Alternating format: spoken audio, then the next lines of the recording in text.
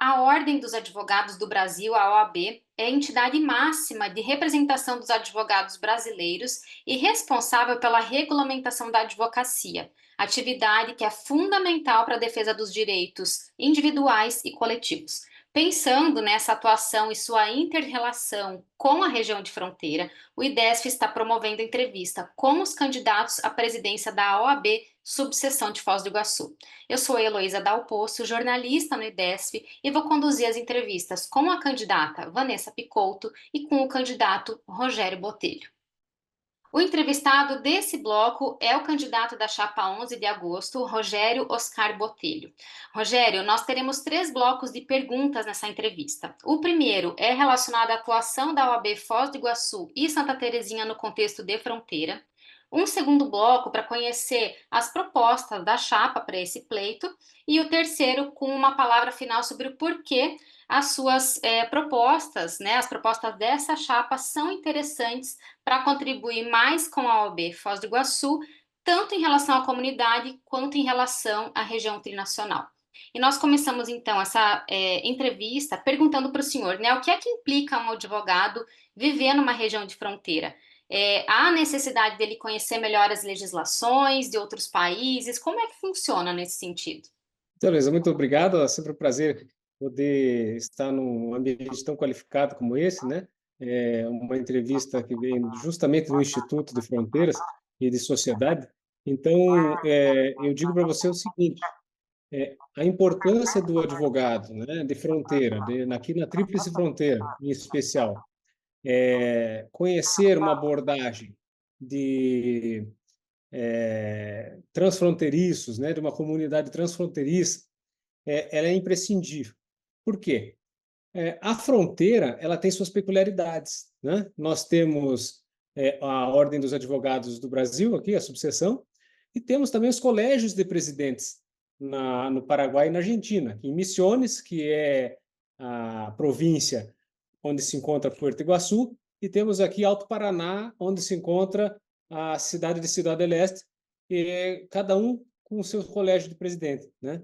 Então, veja, nós temos que ter, aqui como advogados, uma ampla atuação com um verdadeiro intercâmbio entre esses colégios, entre a OAB, né?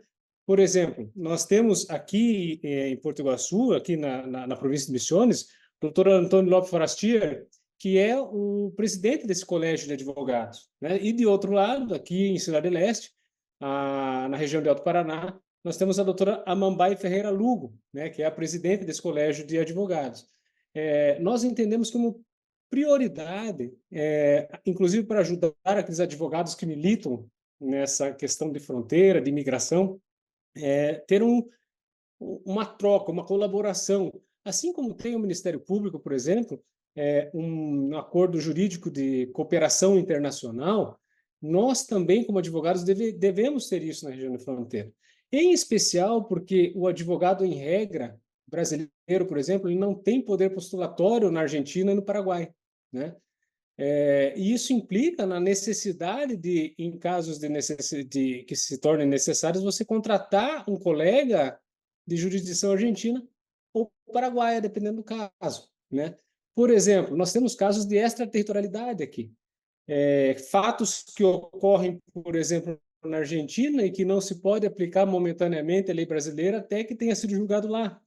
E que muitas vezes acontece o início do caso lá e ele transcorre até o Brasil. Então, nós vamos ter que ter esse intercâmbio da advocacia entre os dois países por várias questões, né? Várias questões humanitárias, inclusive, né? A OAB tem sua função social também, né? Eu tive a oportunidade de ser do Comitê Gestor Estadual de Combate à Tortura do governo do estado do Paraná, e a sala que tinha as reuniões desse comitê era do lado da sala justamente de migração, quilombolas e população indígena, né? Para você ver como o Estado se preocupa muito com essa questão, mas não no ponto de vista de barrar a imigração, ao contrário, de acolher, né? De dar a esses cidadãos transfronteiriços a oportunidade de se instalarem, de trabalharem dentro de uma visão de Mercosul, né? Que o Mercosul tem essa característica. E a OAB atua, nesse caso, em todas as frentes, né? A OAB atua em todas as frentes, mas a nossa preocupação é a frente do advogado. Como o advogado vai lidar, por exemplo, com uma questão que no Brasil é de Lei Maria da Penha, Lei de Violência Doméstica contra a mulher, levando em conta que na Argentina tem uma lei própria de violência doméstica contra a mulher e no Paraguai tem uma lei própria de violência contra a mulher. E nós vamos ter que ter esse intercâmbio, inclusive cultural, com os advogados fronteiriços, para estabelecermos uma linha de conduta, né, num caso desse porte. E é nesse sentido que nós pensamos em dar uma atuação muito forte, com comissões próprias para a imigração, né? Hoje nós não falamos de estrangeiros, falamos de imigrantes, de cidadão transfronteiriço, né? Assim, é tudo com base no desenvolvimento econômico, social, aqui na fronteira, né? Não é diferente em outras fronteiras, mas aqui, em especial, em razão da peculiaridade de ser uma tríplice fronteira. Ok, perfeito. E qual que é a importância da OAB, especialmente a subseção de Foz do Iguaçu? A importância de uma subseção, nós temos uma lei federal, né? A lei federal que nós chamamos de Estatuto da OAB e da Advocacia, né? É uma lei de 1994, justamente o ano em que foi construída a nossa sede da OAB aqui, até então nós não tínhamos sede própria. A função da OAB de uma subseção, ela está interligada, né? O nosso estatuto ele prevê em linha escalonada as funções do Conselho Federal, do Conselho Seccional, que equivale ao Estado, e as subseções. A subseção é um braço da seccional, né? A função da subseção é, com a sua autonomia, cuidar das questões de proteção da Constituição, né? De garantir a ordem jurídica do Estado Democrático de Direito, buscar paz social, né? Então, assim, a subseção atua no controle da atividade da advocacia, né? Instrui processos, eventualmente, de representações contra advogados, para controlar um processo que vai desaguar no Tribunal de Ética, né, da seccional. Então, a OAB tem uma função muito importante, não só de controle da classe, né, mas de dar apoio e combatividade ao advogado, de defesa de prerrogativas, de valorização dos honorários advocatícios, né? Então, a subseção, em conjunto com a seccional, ela tem uma atuação muito enérgica para valorizar o advogado, dar recursos, né? Fazer com que eles participem de workshops, que tenham uma formação continuada, capacitação continuada. Essa deveria ser, né, a prioridade de uma ordem dos advogados de uma subseção. Pois é, até retomando um pouco, né, a fala sobre a atuação da OAB em regiões de fronteira, a gente sabe que a cooperação e a integração com os países vizinhos são prerrogativas para o desenvolvimento dessas regiões, né, especialmente aqui no nosso caso para Foz do Iguaçu. E como é que a OAB pode contribuir nesse sentido? Tem alguma interface específica que poderia ser trabalhada? Sim, nós desde há muito já buscamos contato, né? Não é raro você ter demandas que exigem você fazer contato com a advocacia fronteiriça, né? Nós pensamos, uma das nossas propostas primeiro, iniciar com uma comissão de fronteira, né? Uma comissão de imigração e de fronteira, para qualificar os advogados, conhecer as leis dos países fronteiriços e vice-versa, né? Um apoio conjunto entre os advogados. Por isso, nós pensamos em ter contato com o presidente do Colégio de Advogados, né, de Porto Iguaçu e Misiones, né, doutor Antônio Lopes, e com a doutora Amambai Ferreira Lugo, aqui de Cidade Leste. Fazer esse intercâmbio entre os advogados, não só com os presidentes, né? Trabalhar com uma correlação entre advogados para que nós tenhamos, de um ponto emergencial, com quem falar numa situação de necessidade, né? Houve um caso que a esposa de um vereador se dirigiu com o carro do marido para Porto Iguaçu e no porta-luvas tinha uma arma de fogo, né? E ela teve uma situação delicada e o telefone não funcionava, não tinha condições de tratar com alguém de sua confiança no Brasil e demorou muito tempo para que ela conseguisse um contato, né, com sua família, por exemplo, aqui. Se nós tivéssemos uma situação de cooperação internacional entre advogados, nós teríamos com muito mais facilidade esse contato realizado, porque o advogado da fronteira estaria preparado, né, preparado para entrar em contato com colegas no Brasil e ter uma ação conjunta, né, uma ação conjunta. E necessária, porque nós não podemos advogar na Argentina sem os requisitos que são exigidos e nem eles aqui, né? Porque não sei se você sabe, nosso estatuto ele possibilita que a inscrição do bacharel em direito é formado em instituições internacionais, desde que ele preencha os requisitos aqui de validar seu diploma no Brasil, desde que seja lá uma instituição oficial, e passar no exame de ordem, né? Porque esse é um outro requisito, né? Não pode advogar, ninguém pode advogar o bacharel sem se submeter a exame de ordem. Mas a regra não é que isso não acontece, né? Como regra, porque nós temos pouca atuação no exterior. Melhor seria ter um colega lá que fizesse esse intercâmbio conosco, né? E você veja como é interessante a questão de fronteira, porque o município tem frentes já destinadas. Nós temos aqui a Casa do Imigrante, né? Que tem uma função muito social do município, justamente lá também tem, né, a Casa do Imigrante na Argentina, no Paraguai, mas nós temos outros recursos, né, como, por exemplo, a Universidade do Oeste do Paraná, que é a UniOeste, tem uma clínica de direitos fundamentais lá, clínica de imigrantes também, ela providencia documentação. Isso eu entendo que a OAB poderia fazer convênios com essas instituições para facilitar o trabalho do advogado. Nós temos que ter sempre em mente o advogado, né? Nós vamos trabalhar para o advogado. Então, como? Buscando esses convênios, buscando essas parcerias internacionais, aproveitar o que já funciona aqui, o cadastro que já existe, né, de cidadãos transfronteiriços, porque é muito peculiar a questão da fronteira, é diferente de outras cidades, né?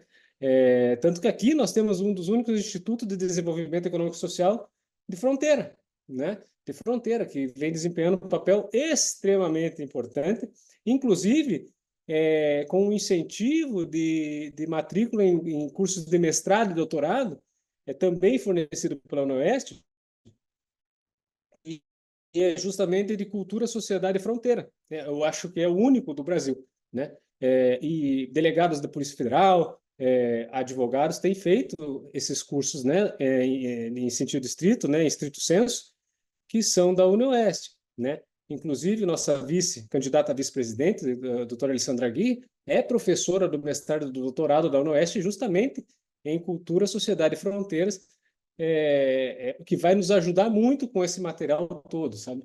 Então, isso que eu acho que a nossa gestão poderia contribuir para a questão questões econômicas, sociais e de fronteira. Perfeito. E em relação à segurança pública, né? Esse é um grande gargalo das regiões de fronteira. Tem alguma forma de a OAB, como a OAB pode auxiliar a sociedade nessas questões relacionadas à segurança pública? Sim, é imprescindível a atuação. A OAB, como tem sua função social, e os advogados são indispensáveis à administração da justiça, principalmente nos casos de segurança pública, onde tem que atender pessoas acusadas de delitos, por exemplo, ela tem uma preocupação, e deve ter essa preocupação, pelo menos a nossa gestão terá essa preocupação, de manter uma boa relação com a Força Nacional, em primeiro lugar, né? Com o município de Foz do Iguaçu, que tem uma secretaria própria de segurança municipal, né? Então, buscar esse convívio, esse bom convívio entre todos, porque para garantir, em primeiro lugar, né, a dignidade da pessoa humana, né, os direitos humanos que nós não podemos deixar de lado em nenhum momento. Inclusive, há uma comissão permanente de direitos humanos que é obrigatório na OAB, e a segurança pública ela tem que seguir tudo aquilo que a Constituição prometeu para o cidadão, e o advogado é um dos garantidores da Constituição, né? Nós devemos zelar pelo cumprimento da Constituição. E essas questões migratórias, elas precisam de muito acolhimento, né? A questão Brasil-Venezuela, por exemplo, também tem esse tipo de necessidade, né? Então, nós temos muito a aprender com eles lá, porque lá, diferente daqui, lá tem um cidadão fronteiriço que vem morrendo de fome, vem desnutrido da Venezuela, vem foragido da Venezuela, né? É um pouco diferente daqui, mas são questões mais tensas que acabam desaguando no Brasil, e o Brasil tem que acolher essas pessoas. Aqui é um pouco diferente, aqui nós não temos essa peculiaridade que tem a Venezuela, mas nós temos pessoas que são fronteiriças, que convivem nas três fronteiras aqui, e muitas delas se instalam aqui, precisam de plano de saúde, né?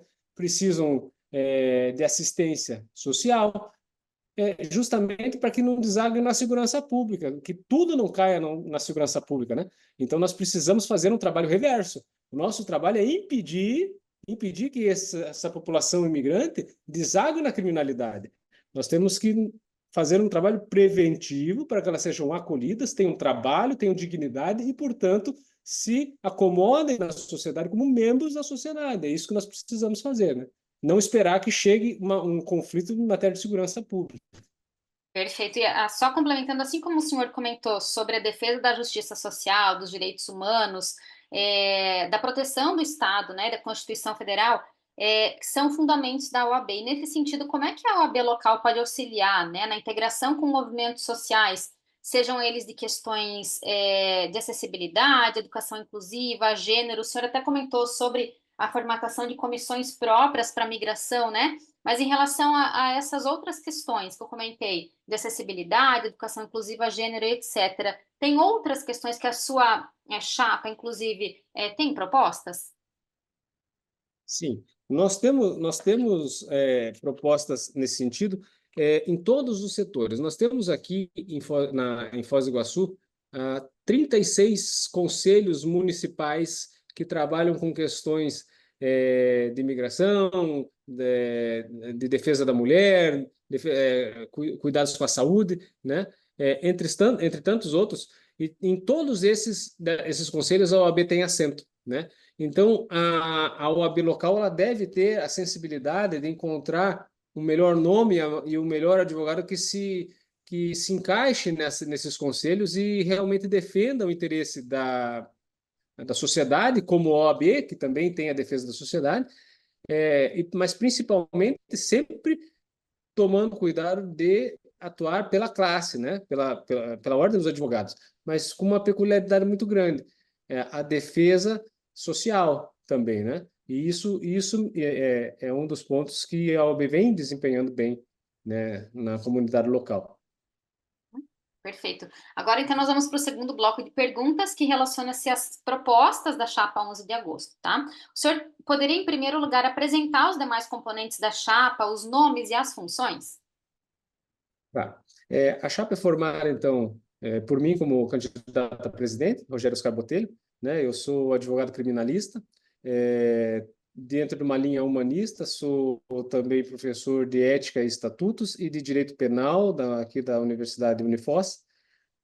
Tenho uma formação em direitos humanos na Universidade de Buenos Aires, onde cursei os módulos válidos para o doutorado, com o professor Henrique Del Pércio, que tem um trabalho todo desenvolvido entre convivência, sociedade do consumo, angústias.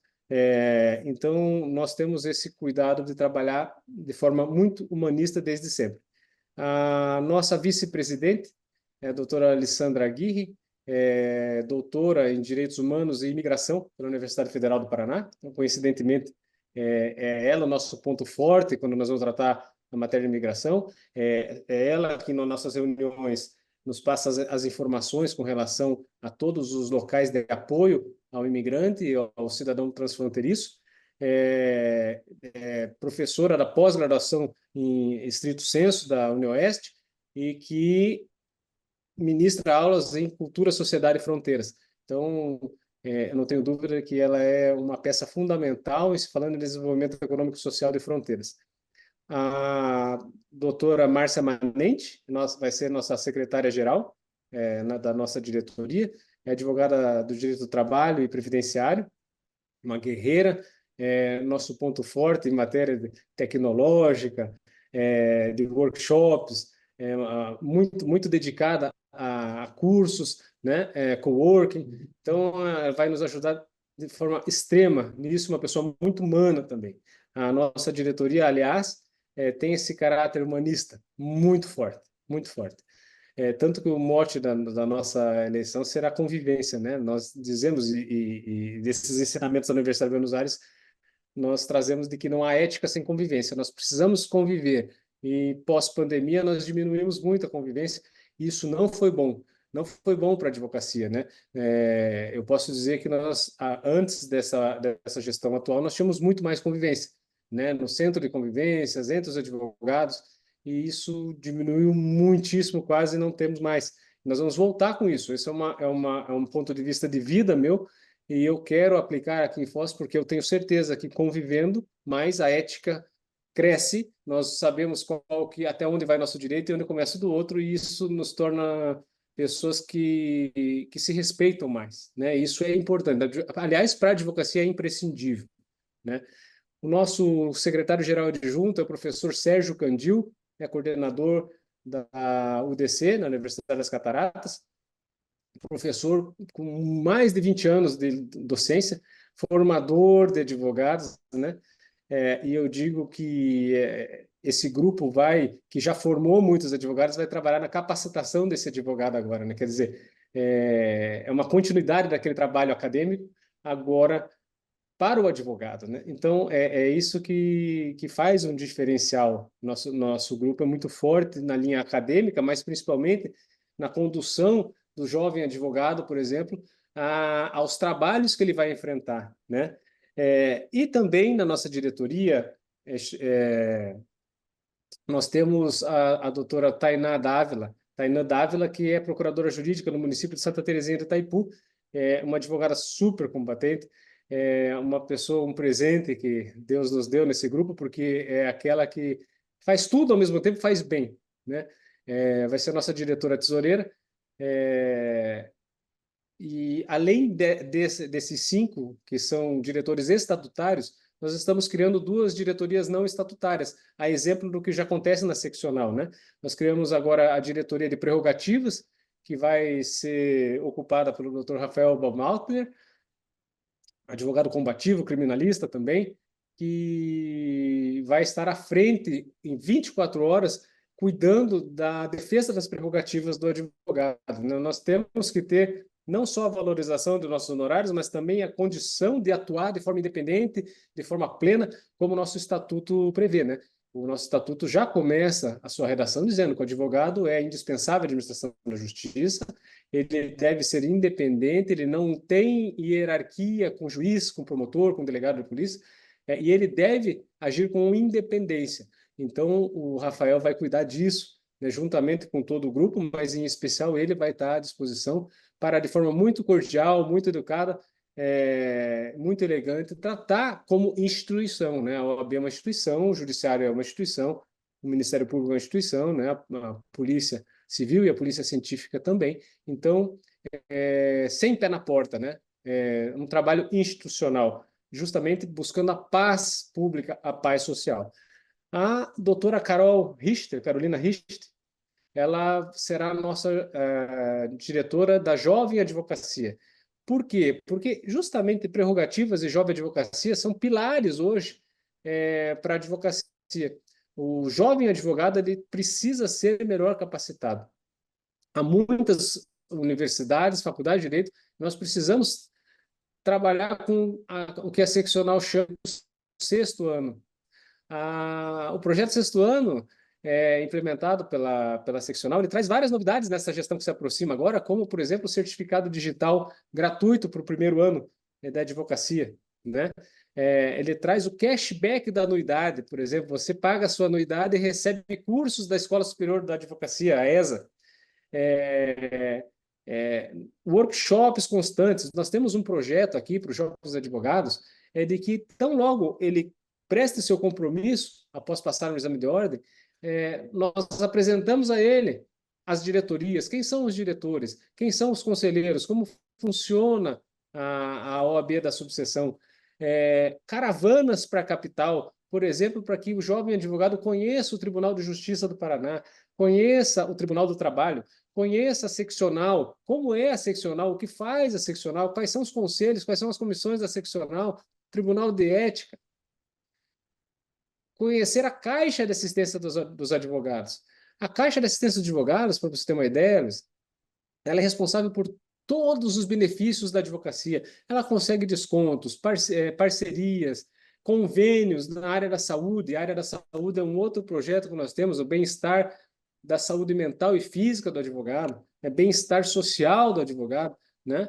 Então, a Caixa de Assistência do Advogado, o jovem advogado, ele precisa conhecer quais são seus benefícios, para que a Caixa também incentive ele a fazer um plano de previdência privada, que é o OAB-Prev, né? Que é um dos maiores fundos de previdência privada do Brasil, mas destinado ao advogado e seus dependentes. Então, isso é preciso ser feito com o jovem advogado. Ele precisa conhecer o sistema, né? O Immanuel Kant dizia, a ordem sistemática de todas as coisas. Nós vivemos um sistema, nós precisamos conhecer esse sistema. Então, nós vamos pegar o jovem advogado pela mão, vamos apresentar o que ele vai vivenciar como advogado, para que ele saiba que ele tem pessoas experientes para estar caminhando com eles. Nós precisamos disso, e isso fortalece a advocacia. Nós não temos concorrentes, nós temos colegas.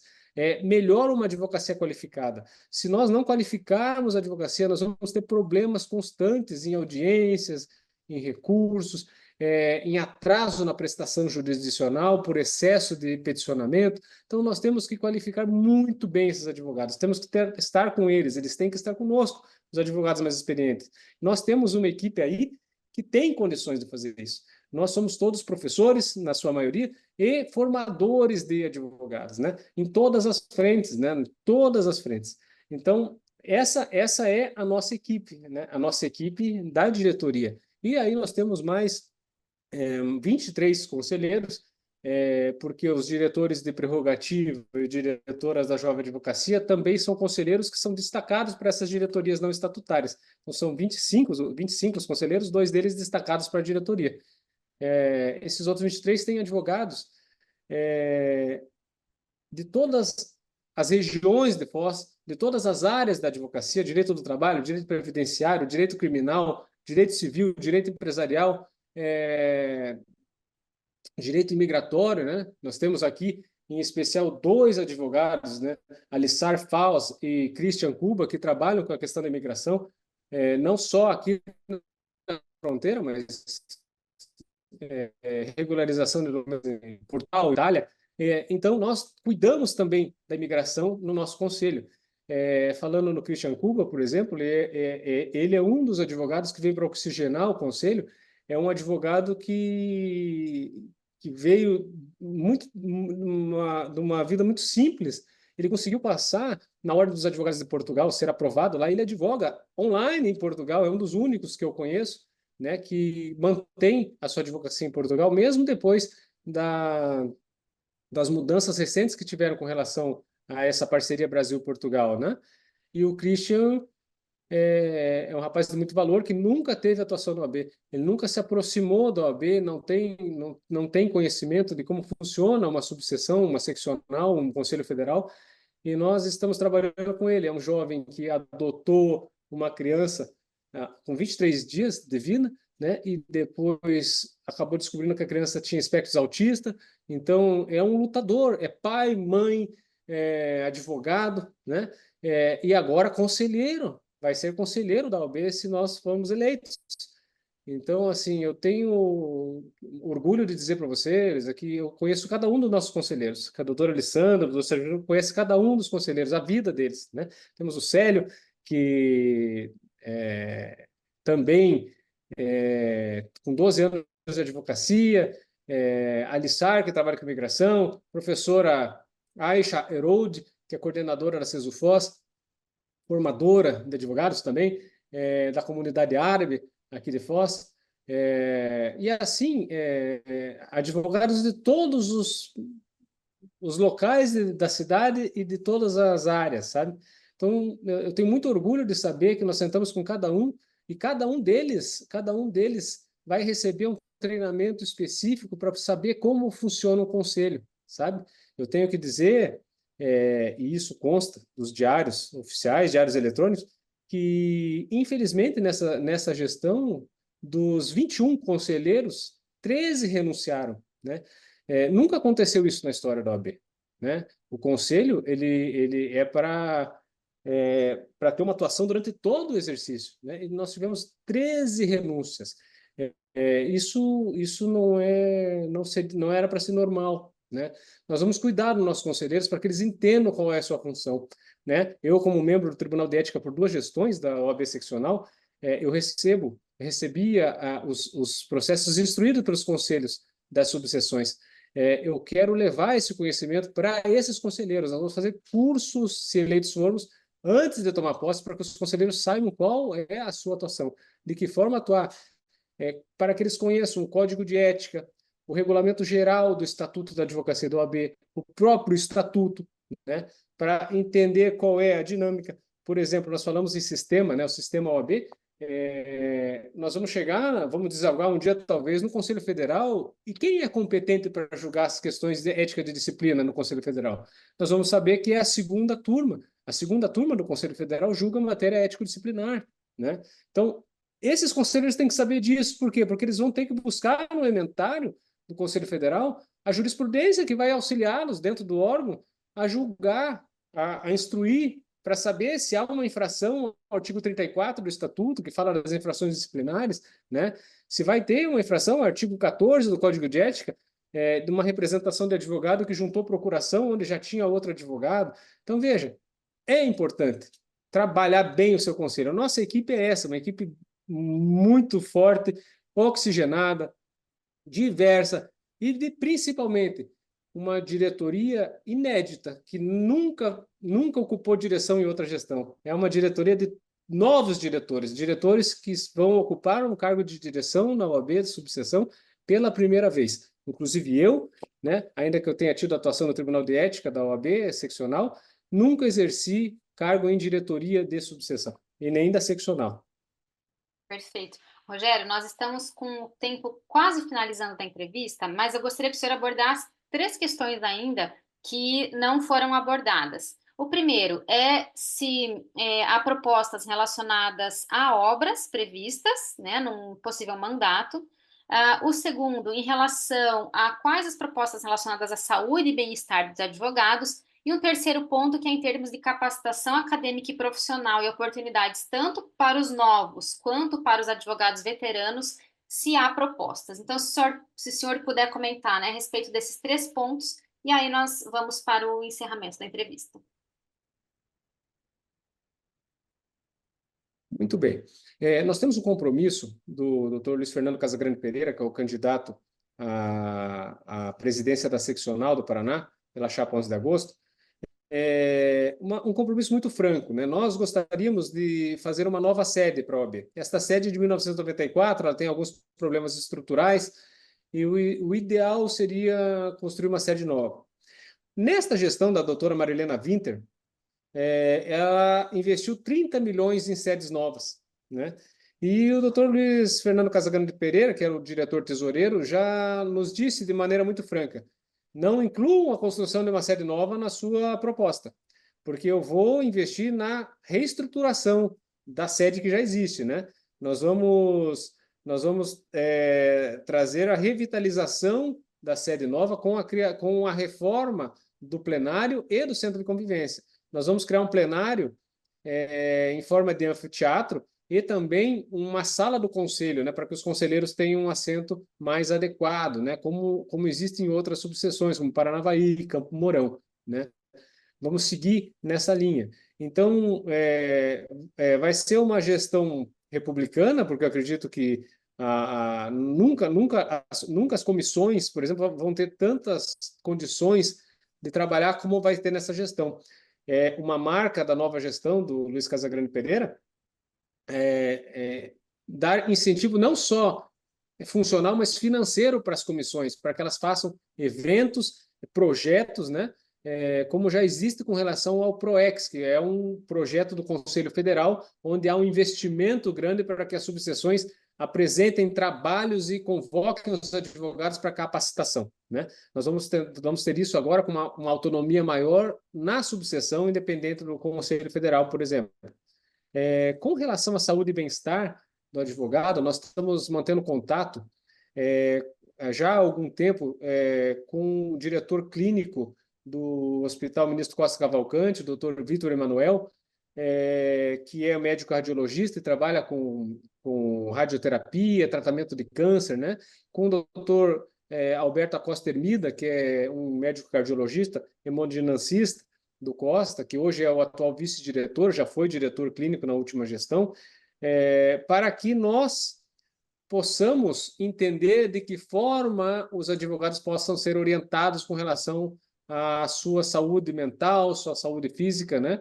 Por quem entende disso. Então, estamos mantendo contato de uma forma interdisciplinar, né? Também com psicólogos, para tentar fazer com que esses profissionais venham até o OAB orientar de forma gratuita, mas assim muito comprometida com a sua função social também, que é uma orientação do Conselho Federal de Medicina e também no Conselho Regional de Medicina do Paraná, na orientação de colegas de outras classes profissionais, como é a advocacia. Então, nós estamos fazendo isso também, esse contato tem sido reiterado, e está sendo muito bom trabalhar com isso, porque eu sempre trabalhei também com a área médica, mas desse ponto de vista, eu tenho visto convênios muito bons. Nós tínhamos convênio já na época das gestões da 11 de agosto aqui em Foz, e a seccional tem muitos convênios, a Caixa de Assistência de Advogado tem muitos convênios também com clínicas de psicologia, clínicas médicas, né, de fisioterapia, buscando justamente um bem-estar, né, para o advogado. A Chapa 11 de agosto, com essa diretoria e com esse conselho, ele pode trazer benefício, porque nós estamos com muita vontade de fazer a advocacia vibrar novamente. Nós estamos com muito conhecimento de gerações de alunos já formados, de advogados formados por nós, né, pela professora Alessandra, professor Sérgio Candil, por mim, a professora Tainã também, professora Márcia Manente, muita vontade de que o advogado cresça, tenha uma capacitação muito forte, né? E nós queremos colocar isso na prática. Nós estamos tendo uma repercussão muito legal. Nossa chapa, nós não tínhamos uma chapa pré-existente, porque não existia um nome que se autodeclarou presidente. Nós sentamos em várias reuniões. Por exemplo, a minha candidata à presidência era a Alessandra Aguirre, pela formação humanista, pela forma como ela forma alunos, né? Eu tive a honra de ter dela a indicação para ser presidente e também de outros, por causa da minha atividade em OAB. Eu conheço o sistema OAB, só por isso, nesse momento, eu fui o candidato escolhido, né? Mas todos os membros dessa diretoria são presidentes natos, porque têm a mesma vontade de contribuir com a jovem advocacia, com a advocacia experiente, né? De fazer com que as coisas aconteçam dentro daquilo que nós chamamos de alegria de advogar, né? Nós precisamos ter isso, nós precisamos ter essa potência de atuação, essa vontade plena de conviver bem, de tratar as instituições. Chega dessa gritaria, dessa falta de respeito que acontece em vários locais do país, onde os advogados confundem combatividade com deselegância, com desrespeito, quando os nossos estatutos todos, nosso Estatuto da Advocacia, prevê que nós temos que ter urbanidade, tratar com respeito todos os envolvidos no cenário jurídico. O Estatuto, ou seja, a Lei Orgânica da Magistratura Nacional também tem, seu artigo 35, se não me engano, a obrigação de urbanidade, de respeito, de tratamento entre os envolvidos. E assim também a Lei Orgânica do Ministério Público Nacional, que também tem a obrigação de urbanidade. Nós temos que buscar a inter-relação desses estatutos aí para que nós vivemos bem, com respeito, com urbanidade, com lhanheza de tratamento, né? E com combatividade. Não pode ter desrespeito às prerrogativas, não só da advocacia, como também da magistratura e do Ministério Público. Um advogado que faltar com respeito com essas entidades também deve ter a força da ordem para orientação, né? Nós temos que ter, por exemplo, uma orientação na publicidade e não uma mera punição de publicidade irregular. Nós temos que sentar junto com os advogados e orientar. Veja, existe um provimento 205 de 2021, nós vamos ler juntos. Então é isso. Por isso que eu acho que nós temos a condição de ajudar muito os advogados de Foz e de Santa Terezinha. Perfeito, Rogério. Muito obrigada pela entrevista, pelos esclarecimentos, pelas abordagens todas e sucesso ao senhor. Muito obrigado, viu? E se precisar, conta comigo.